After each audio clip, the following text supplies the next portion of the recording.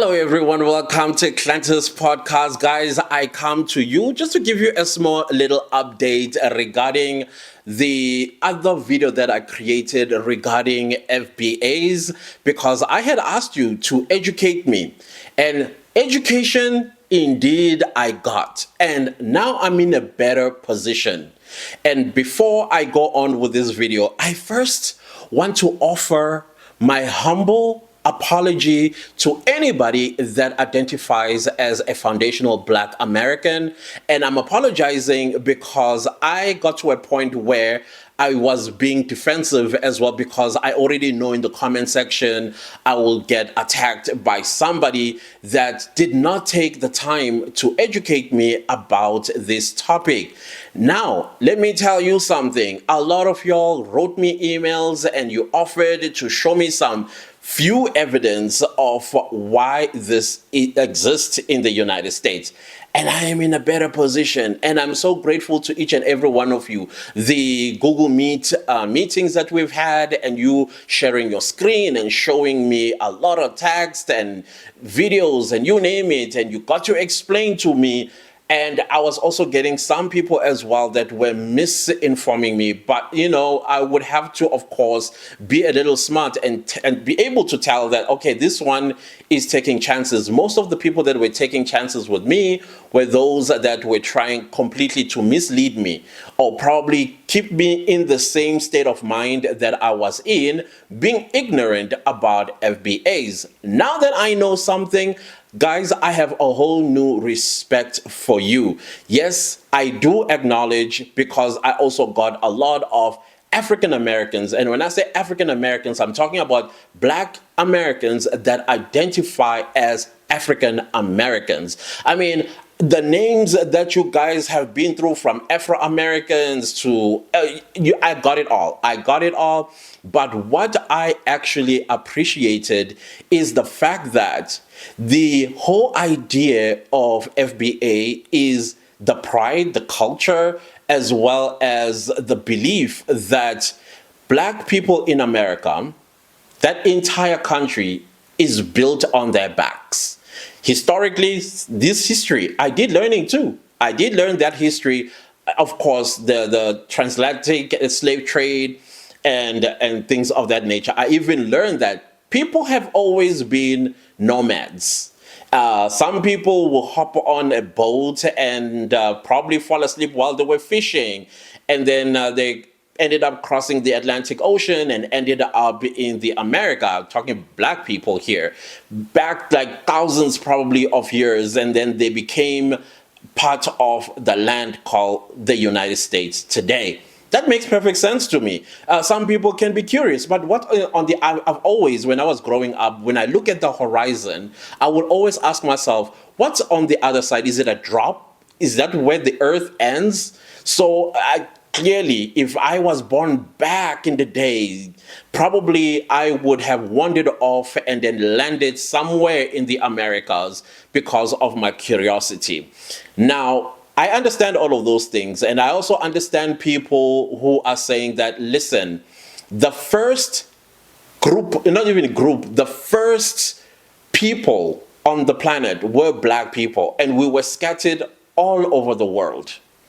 That sounds legit to me, because historically as well as scientifically, this has been proven that the Black woman has the Eve gene, or the Eve, I think it's the Eve gene, and that is the only human being that is able to give birth to races. So that is credible to me when it was taught to me by some of you guys. And I was like, okay, now I get it. So there is that high possibility that the foundational Americans are basing their ideology around.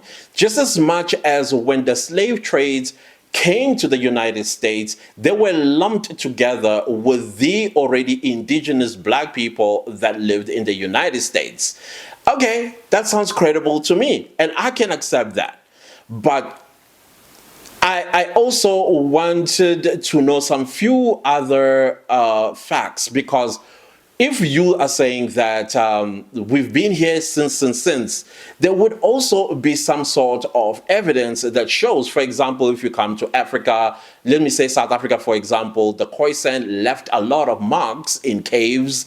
You can see their hieroglyphics, you can see the way they communicated, etc., and so on. To this very day, these are very protected heritage sites in South Africa. You go to Limpopo, where people believe that's where the Eden of Garden is actually at. There's a lot of evidence there. A lot of artifacts were also found there in a form of gold. So there's that. And then, oh yeah, they provided. They said, here, this is what we did. And yes, some that wandered off, and I think it's people that wandered off into the Americas, probably in the early days. They established themselves one way or the other. So the point that I'm trying to make here is I don't want this to be a fight no more. And I'm taking back my words about delusionality of the FBA. That you're never going to hear from me again. Yes, there's a lot that I still need to learn. And I know there's also going to be people who are going to be saying, you are misinformed. Listen, I have taken the decision that I'm going to respect FBA for peace sake. Not only for peace sake, but also to respect their choice and the route that they've decided to take in life, and also the celebration of their culture. My last video, I talked about the Essence Festival being hijacked by Africans that actually disrespect the Black Americans, and they still have the audacity to go there and basically invade your culture, invade the history without understanding, or let alone wanting to understand your history, your culture, as well as your feelings. And to a point where I'm learning a new word. What's the word again? There's a word that I kept seeing and I kept hearing in every person that was educating me about foundational Black Americans. I don't know what the word is. I forgot. You can write in the comment section if you know what I'm talking about. That some of these Africans call you. I mean, I was actually, as I'm listening to the people that were educating me, there were so many links that I could make between Black South Africans and them. Now, I'm not just talking about Black Americans as a whole. I'm talking about these people that identify as FBAs. And there's so many similarities between Black South Africans and them. Not the history part, just the mentality, the attitudes, the pride, I think they even come as close to or almost saying they have Ubuntu. Probably there's no term for that just yet. I don't know, because most of them do admit that the word foundational Black American, it is still a new term. That is why I have never heard of it. And when I heard of it, I heard it through people being rude about it. Almost like, hey, you got to accept us, otherwise you're disrespecting us. And that's when I was like, whoa. I'm not going to be disrespected on my platform. This is my channel. And if you want to teach me something, do it with the aim of educating me, not to cut me down to size and dumb down something that I don't even know what that is. So that, of course, I became defensive, and I also matched the energy as well. I mean, it's a typical South African thing. We are very nice people, but do not overstep the line, because we will come and match you. It's just that you come down, I just drag you down there. Right at the bottom of the earth. If that's where hell is, yeah, we'll go there. So that is why now every time when I created a video, I would make a snipe comment about FBAs. I apologize for that now that I understand you. And those of you that were rude, I hope you also learned something, or you are learning something about your approach when you want something to be known. You can't just say to people, don't call us that, without explaining, what do you mean I must not call you that? I've grown up knowing this is how you are referred to. And I even said, I'm sure if I went into your birth certificate, if that is part of the birth certificate, your ethnicity is written African American, right? So I don't know that. I don't know all those things. But your position was to say, hey, Clantis, listen, can I teach you what this is about? So it had to take me to come here and ask, can you teach me? And when you do teach me, come with receipts. People came with receipts. And I believe those receipts. I do believe those receipts. And of course, there were those that identify as African Americans coming all the way to the slave trade and all of that stuff, and why they always identify as African Americans. However, the only thing that they do not like is the disrespect coming from continental Africans. But I had to defend South Africa because we are not like that. And I can still challenge you to go into your community, go to your workspace, and find me just one South African. Probably you are working with a South African, or maybe a South African is your neighbor, and then come and tell me that those people are so disrespectful. We are not like that. We will never go to another person's land and disrespect them. Because when we disrespect you, we disregard everything about you. That's what disrespect does. And the last thing that we want as South Africans is to be disliked by people. And besides, if you dislike us because you feel some type of way about us, then that's not our business. That's on you. It's not on us. It's not something that we did to you. We South Africans, we mind our own business. We are quiet. We are on our little corner right there at the tip of Africa. We don't get to see what's happening everywhere else. Right now, South Africa, the spotlight is on us, and the people that are coming down here, I believe that they leave my country fulfilled, whichever way fulfillment is to them. They never come here and feel like they were ill-treated or whatever it is. Yes, we got issues in South Africa, lots of issues, but one thing we will do as South Africans is to make you feel welcome in our country. Now, I also shared with the FBA guys as well that if you come to South Africa, I mean, I do invite you to come to South Africa, you will feel at home because we are driven by the spirit of Ubuntu.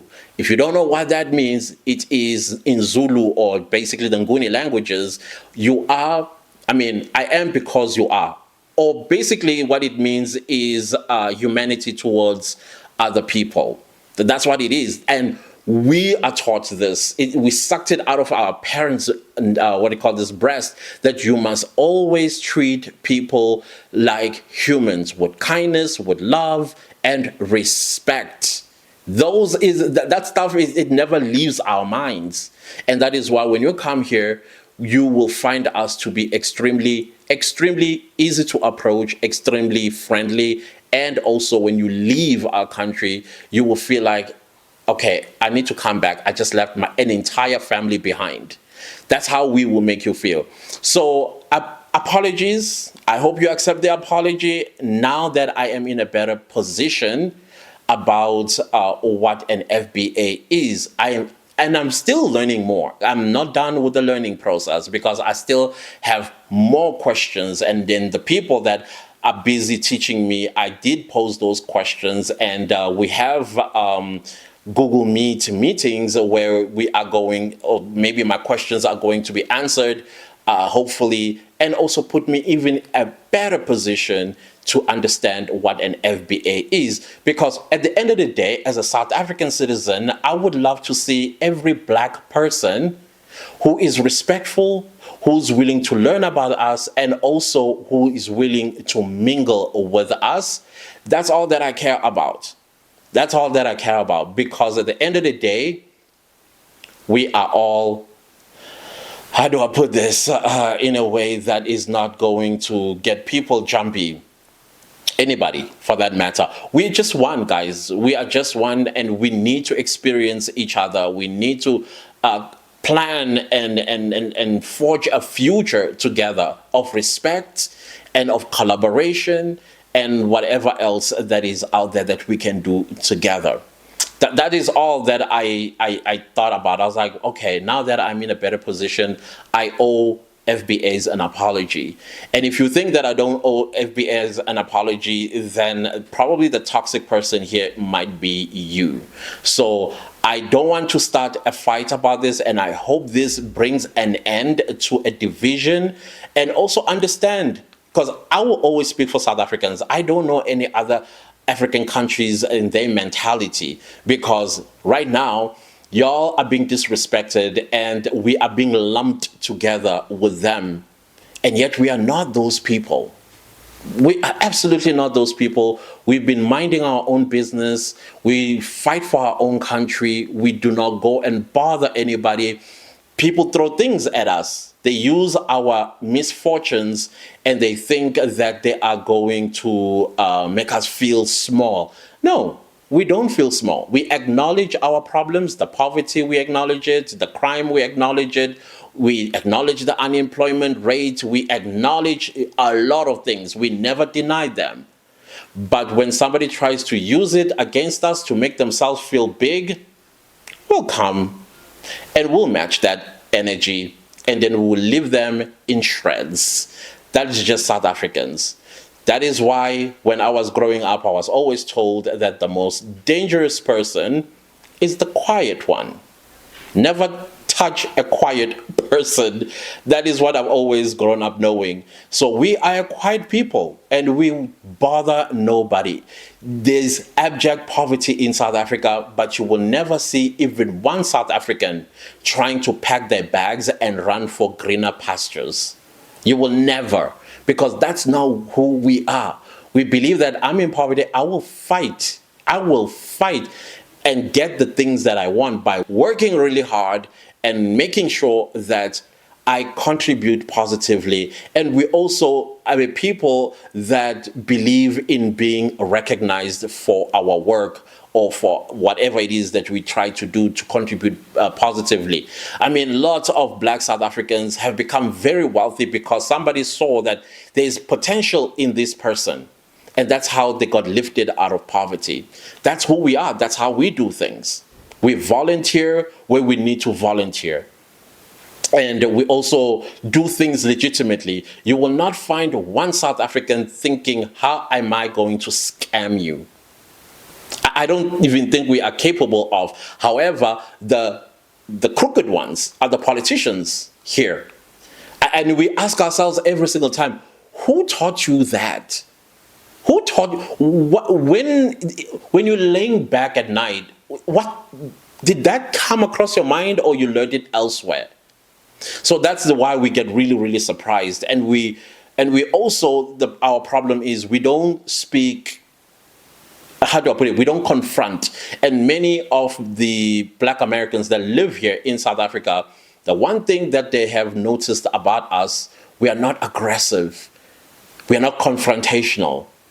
We are not. And they always say, us in America, we demand things and things will happen. That's not us. At first, we were people that will study things like, okay, I'm going to give you the benefit of the doubt. And that's why people keep taking advantage of us. The same people that are taking advantage of you, they come here and do exactly the same thing. We've been patient and waiting for them to realize that we are not the enemy. We want to work with you. We want to share the little that we have with you. But they take that and think we're stupid.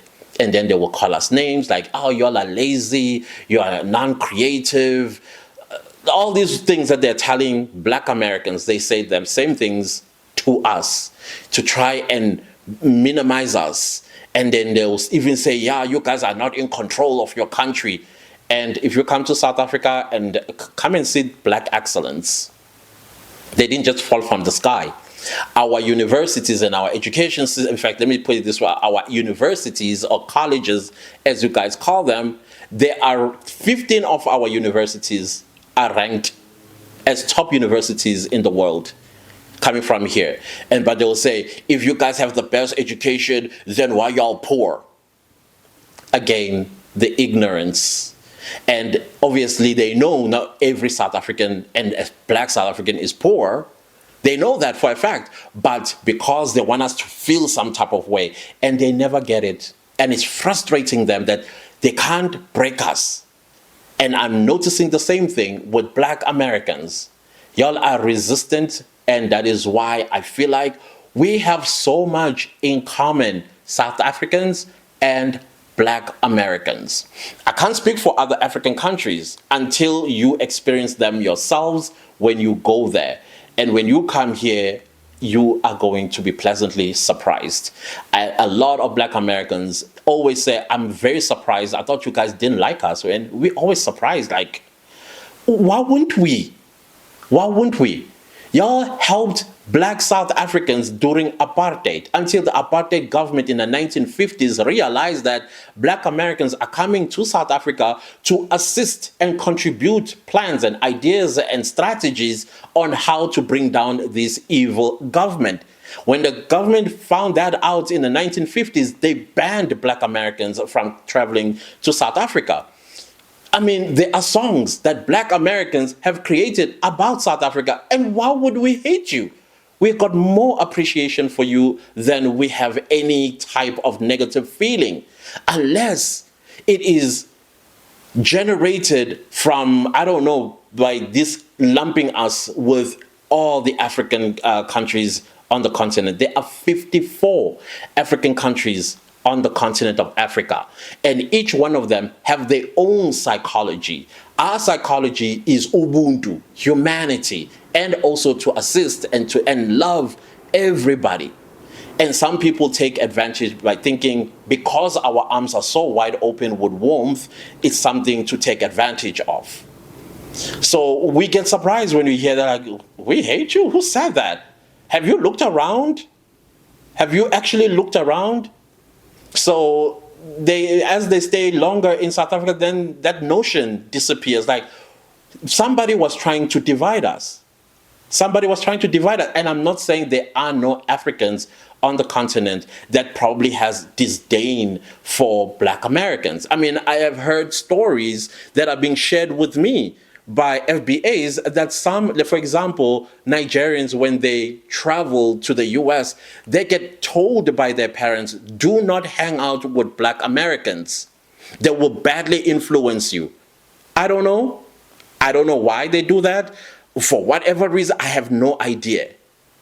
But they are the same black people that come and invade your Essence Festival, invade your culture, and then some of them even claim to be black Americans. I find that extremely, extremely rude, disrespectful. At the same time, they are confused, some of them. I would say that from what I'm hearing. But with our own experiences, we are also seeing them claiming to be South African, or because they no longer want to identify themselves as the original country, from the origins of their country, which is something that also always leaves us like, okay, you call us all kinds of names, but you still want to be us? That doesn't make sense to me. It'll never make sense to me. And this, I'm not saying to invite divisiveness. I'm sharing that our experiences are similar. Our experiences, black Americans and black South Africans, very, very similar. And also the mixed race, which we call colored here in South Africa, there's a lot of similarities as well in terms of culture, in terms of attitudes, in terms of pride, and all of that. So where does this leave me? It leaves me thinking, we're siblings.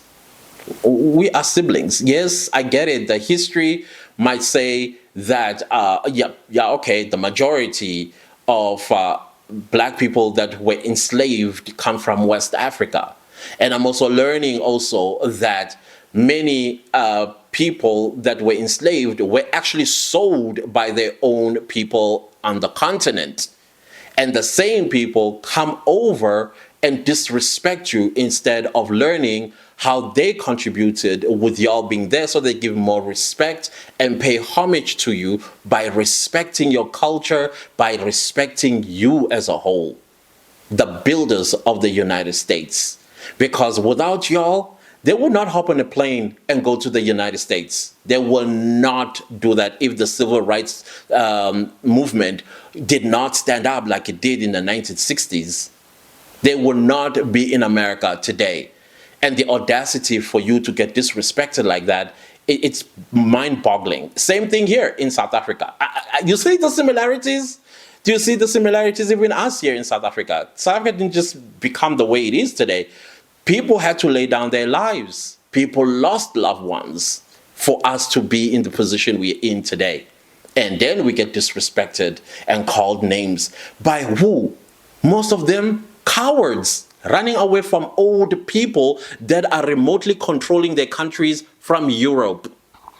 They die in Europe as well. Why? Because their countries are messed up. And still have a mouth to say, my country is better than the United States. Or my country, the black people there live a better life than black Americans. Same thing that we get told, by the way. They tell us the same thing. We are in control of the country. And then the question then will be, then what the fuck are you doing here? What are you doing here then? So yeah, I just thought, let me share my enlightenment about foundational black Americans, and humbly, my apologies for contributing in the negativity that, or the toxicity of it, because I was in a position as well to defend myself and my platform, my channel, and because I didn't understand why you're inserting yourself in a conversation that you do not identify as. I get you. But next time, those of you that do this, please take the position to educate, rather to contribute to the toxicity of everything that is dividing us. Other than that, I hope my apology is accepted. And yay, you are welcome to South Africa any given time. Trust me, you are going to have a great time here. It's going to be difficult for you to go back. Not because you don't like the United States, simply because you found yourself, your siblings, your long-lost siblings, and we claim you. And I'm saying this with respect. We claim you. I know the history and everything, but come on. We are one here, all right? So other than that, let me leave it here. And thank you all for the education. You know who you are. I did not ask for permission to name you, but I appreciate you. Even those of you also that were leaving comments and contributing to this education that I've gotten about this topic. I'm learning. Still a long way, I'm going to say. A long way until I can fully see the picture. But the picture is getting clearer. That part I can tell you. So yeah, well done to y'all. Well done. I'm proud to be associated, those that want to be associated with me, with people that actually built the great United States. It's on your back indeed. I don't care who says what. It is on your backs indeed. And much respect, honestly. I celebrate you all. Other than that, let me see you next time with a new video. Goodbye.